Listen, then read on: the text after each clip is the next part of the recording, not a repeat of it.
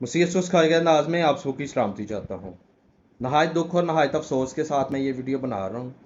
गोजर खान रावलपिंडी पाकिस्तान में हमारे एक चर्च को शहीद कर दिया गया, नजर आतश कर दिया गया। ये वाक़या सुबह 3 बजे 30 मार्च 2024 को पेश आया।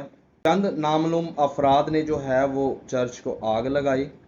चर्च के इंचार्ज से ये बात सामने आई है कि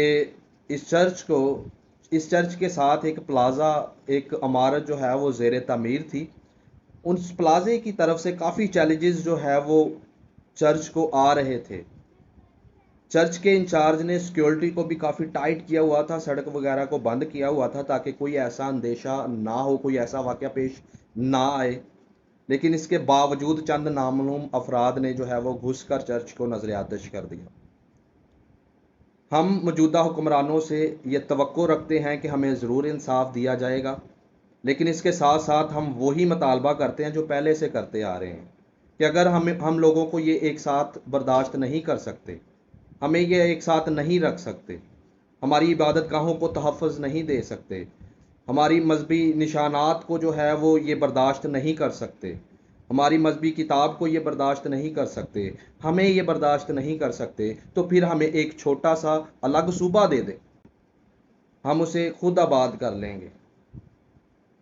कम अज़ कम हमें कल को ऐसे वाक़यात देखने को तो ना मिलेंगे।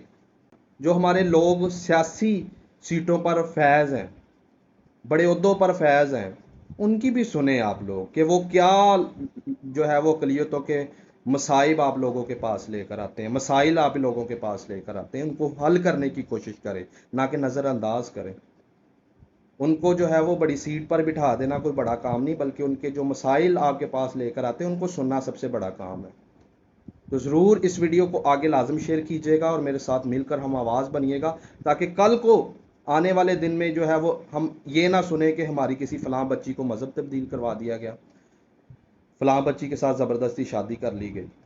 इसकी रोकथाम के लिए हमें अब खुद उठना होगा और ये ऐहद करना होगा, अगर ये हमें बर्दाश्त नहीं कर सकते तो हमें एक अलग सूबा दे दें, हमें हमारे इस मुतालबे पर गौर किया जाए। Thank you, God bless you.